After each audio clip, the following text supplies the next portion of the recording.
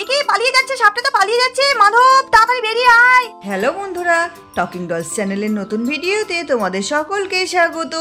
আজকের ভিডিওতে তো অনেক মজা হতে চলেছে, স্কিপ না করে সম্পূর্ণ ভিডিওটি দেখতে থাকো। এদিকে রিনা দেবী কলের পাড় থেকে জল নিয়ে ঘরে ঢুকছে আর বলতে শুরু করে দিল, বাবারে বাবা, কবে থেকে বলছি এই মধুর বাবাটাকে জঙ্গলগুলো একটু পরিষ্কার করে দাও, পরিষ্কার করে দাও।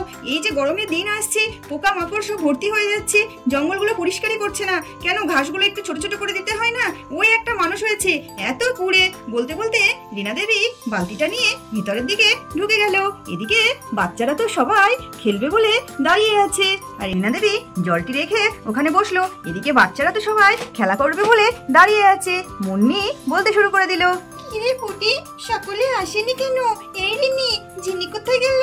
আর সেদিকে তিতির, সবাই তো আসেনি, কে কে এসেছিস? ও পুটি, লতা, শিরিন আর রিনি এসেছিস। কিরে, যাবি নাকি পান্তা ঠাকুমার বাগানে খেলতে? না না মুন্নি, ভালো লাগছে না, নে আমরা এখানেই খেলা শুরু করে দিই। এই অনেক দিন চোর পুলিশ খেলা হয়নি, চোর পুলিশ খেললে কেমন হয় বলতো? দিক থেকে পুটি বলতে শুরু করে দিল, ঠিক বলেছ দিদি, আজকে আমরা সবাই মিলে চোর পুলিশ খেলবো, খুব মজা হবে। এই সেদিন খেলবে খেলবে, খুব ভালো হবে। হ্যাঁ, আমরা ছোটরা কিন্তু আগে পুলিশ হবো না, আমরা সবাই চোর হবো, বড়রা পুলিশ হবো, কিন্তু আমাদের খুঁজে খুঁজে বেড়াতে হবে। চন্দনা বলতে শুরু করে দিল, তোমরা প্রত্যেকদিন ছোট বলে একেবারে ভেবা নেবে, অন্য সময় তো কই ছোট ছোট করে না, খেলার সময় ছোট ছোট ছোট। এই সবাই মিলে একসঙ্গে যেমন হয় তেমনই খেলবো আমরা।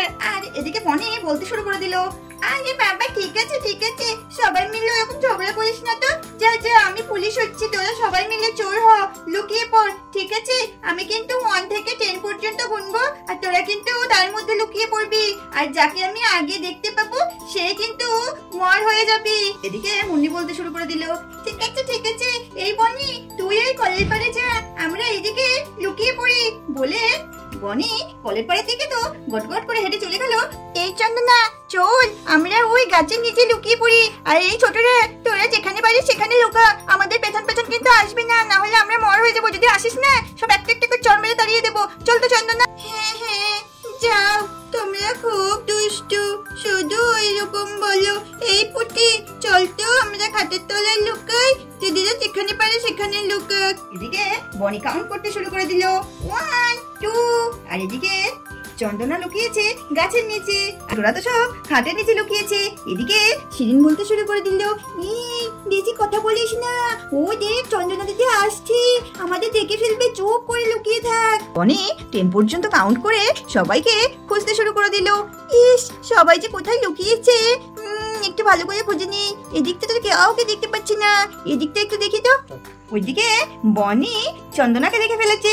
ওই তো আমি চন্দনাকে দেখে ফেলেছি। এই চন্দনা, তুই গাছের নিচে বসে আছিস, তুই কিন্তু শিগগিরই বার হ। এই চন্দনা হোস, চন্দনা হোস বলে চন্দনাকে দেখে ফেললো। এ বাবা, তুই সবার প্রথমে আমাকেই দেখতে পেলি আর কাউকে দেখতে পেলি না? হ্যাঁ ঠিক আছে, আজ সবাইকে খোঁজ, যদি কেউ ধাপ্পা দিয়ে ফেলে।